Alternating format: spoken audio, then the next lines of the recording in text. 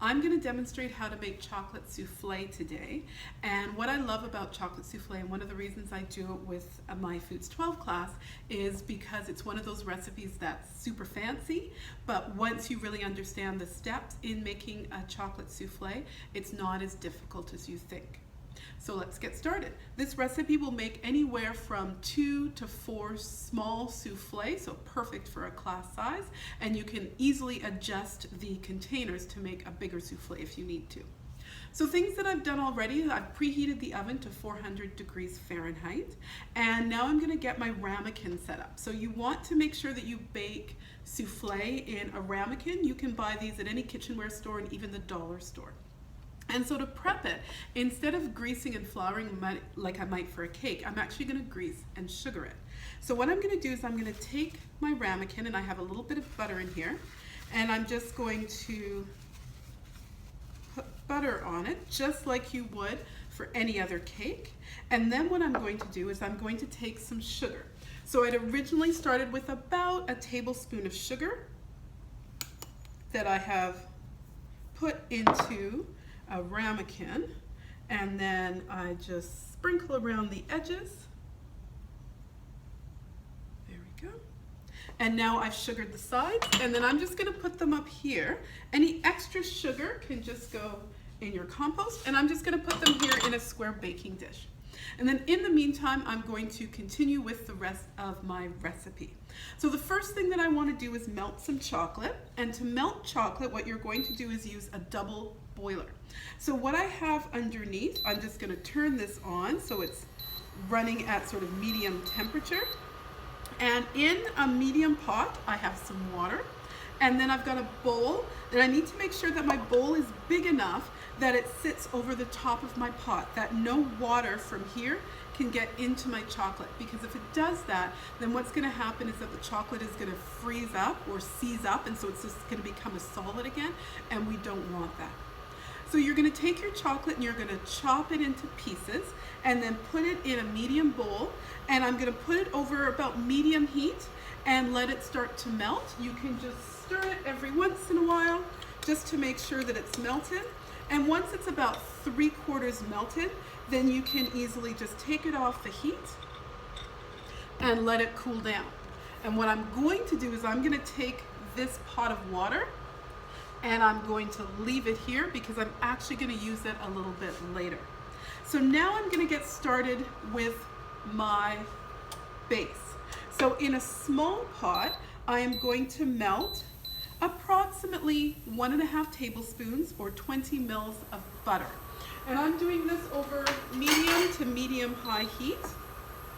And one of the reasons I like demonstrating on this induction burner is that things happen fairly quickly. So for a demo, it works really well that we're not sitting here waiting 5 hours for something to happen. This is just like making a roux that you would make for, say, the base for macaroni and cheese. The difference is we're going to make it sweet because we're doing a chocolate souffle. If you wanted to do a cheese souffle, it's basically almost identical. The only difference is we wouldn't put any sugar in it. And so as we go through this, I'll talk about the differences that you can make for a cheese souffle. So once my butter is melted, I'm going to add, this is a combination of flour, sugar, and salt. And I'm just going to stir this together, and I'm going to turn this off because it's beeping and annoying. Okay. And then just like you would for a bechamel, I'm going to try not to spill everywhere.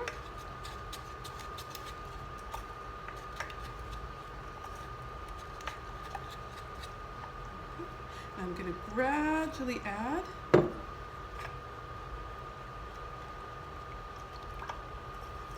my milk.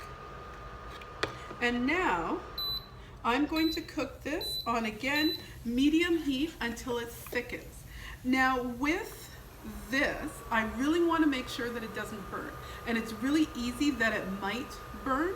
And so the way to do that is to take my wooden spoon, and I want to make sure I always have contact with the bottom of the pot.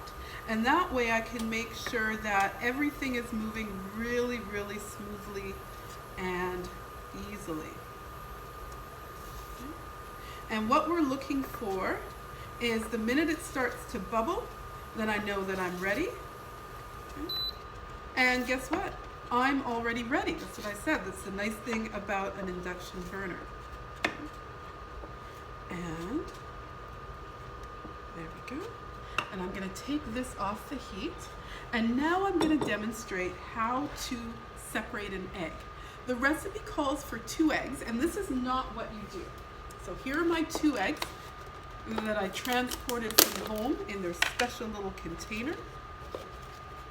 So if a recipe calls for 2 eggs separated, it doesn't mean that you take the 2 eggs and do that. It means that you actually separate the whites from the yolks.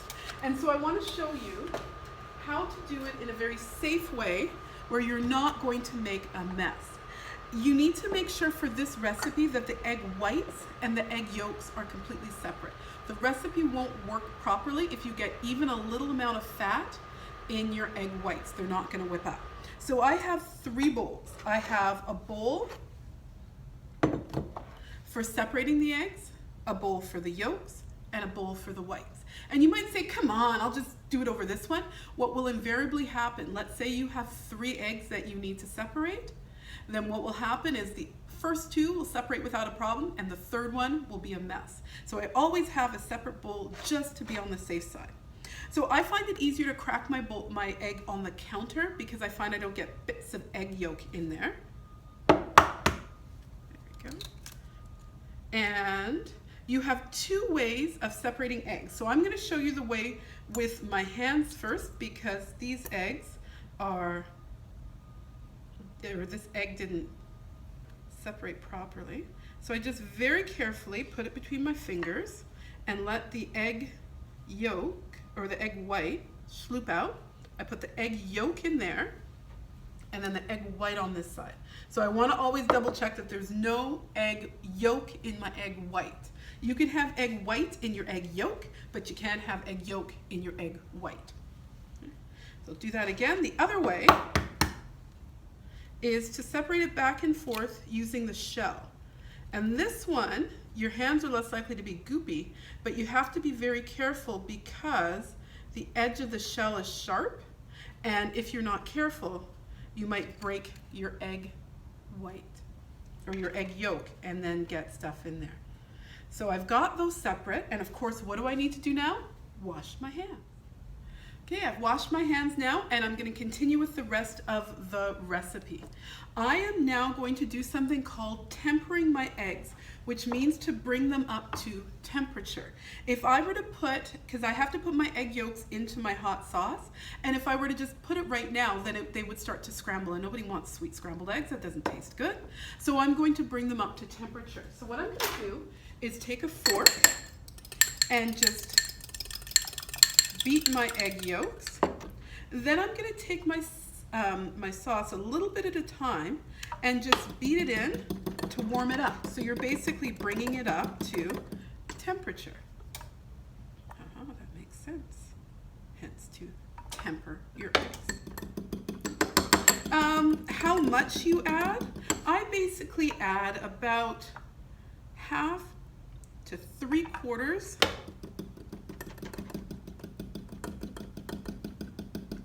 of my sauce in here, and just a little bit at a time. And another guide, I don't think you can see well on the video, but sometimes I'll see some steam rising from my egg sauce mixture, so then I know that it's definitely up to temperature. Okay. Then I'm going to add it back in here.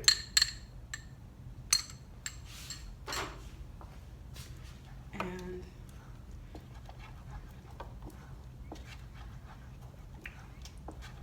mix everything together, and then I'm going to put it back on medium heat and cook it for about 30 seconds to a minute. Again, you want to be careful because if you're not, your eggs are going to scramble, and that's not good. Okay. And again, because I'm using the induction burner, that's a lot faster.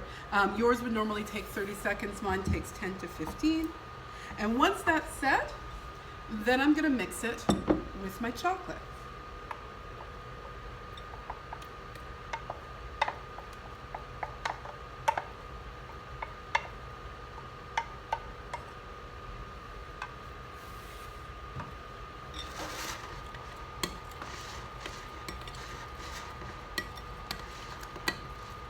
There we go. And if you were making a cheese souffle, then what you would do is instead of obviously mixing it with chocolate, you would add a grated cheese. So for example, a Comte, a Gruyere or Swiss cheese, an aged cheddar would all work really, really well.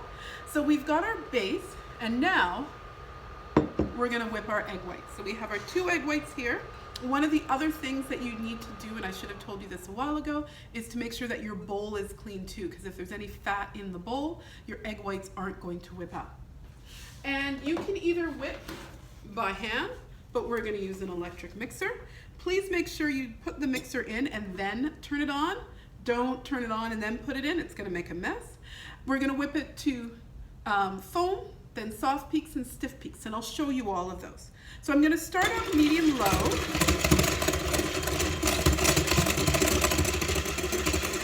And then move my way up to high. And you can see right now that the eggs are foamy. So now we wanna go to soft peak stage.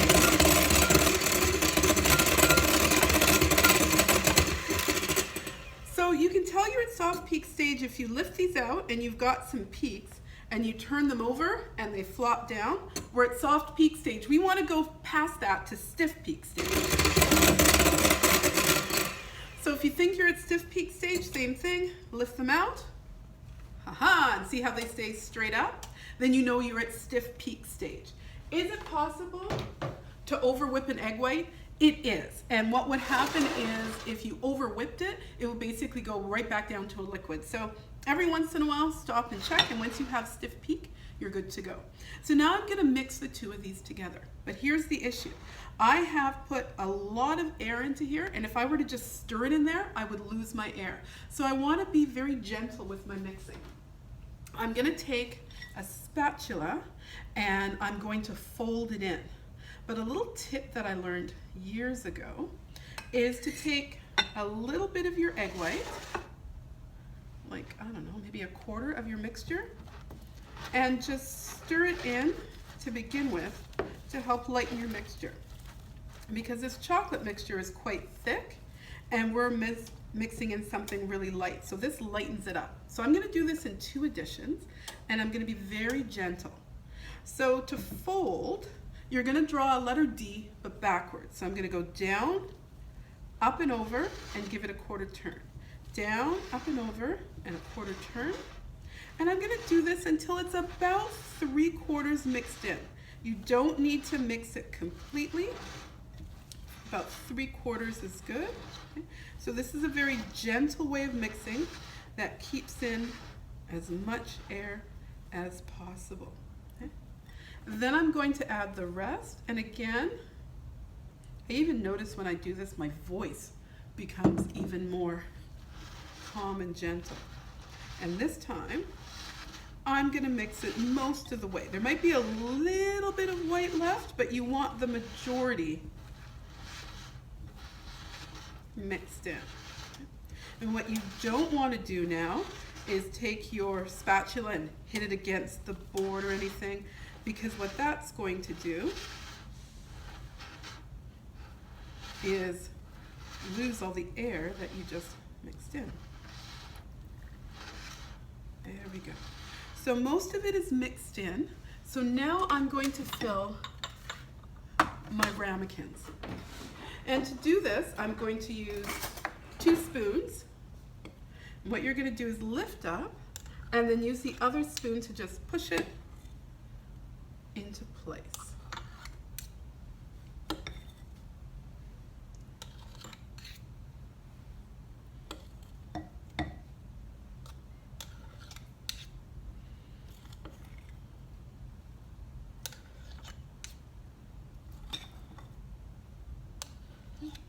You want to get this as fairly even as possible. You could also take this recipe and instead of putting it in 4 small ramekins, you could put it in 2 slightly larger ramekins. That would work as well, and then you get an even more impressive lift. But I bribed the construction people up back to not work for a little bit so I could record this. So I bribed them with the souffle. So I need to make sure I have 4 souffle for all the construction people. There we go. And so now why is it in here? Well, I'm going to make another bain-marie or water bath. And the way to do that is I take out one of these, I take my pot, it's not hot by the way, which I think I might take out 2. And I'm gonna fill this about 1/3 to 1/2 with water. The reason for a bain-marie or a water bath is to regulate the temperature. Let's try that again. The reason that we use a water bath is to make sure that the temperature is even so that the chocolate melts at a proper temperature, and for this, that it cooks at a proper temperature. So we're gonna bake this for about 25 to 30 minutes. Dark chocolate is harder to see when it's done. A cheese souffle, it's really obvious, but for chocolate, what you're looking for is that it's risen and that it feels set. So I'm gonna put it in the oven, and then I'm gonna show you what it looks like when it's done. And they've come out of the oven now.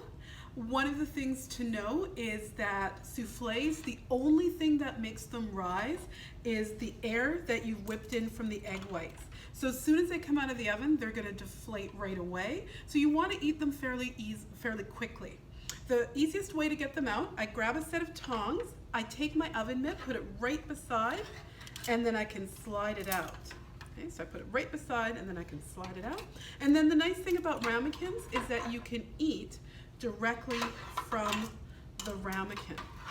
So these ones have risen a little bit. If I had put them into, if you can imagine, twice the amount, they would have risen to the top and looked impressive, but I would just sprinkle with a little icing sugar, and you're ready to go with a chocolate souffle.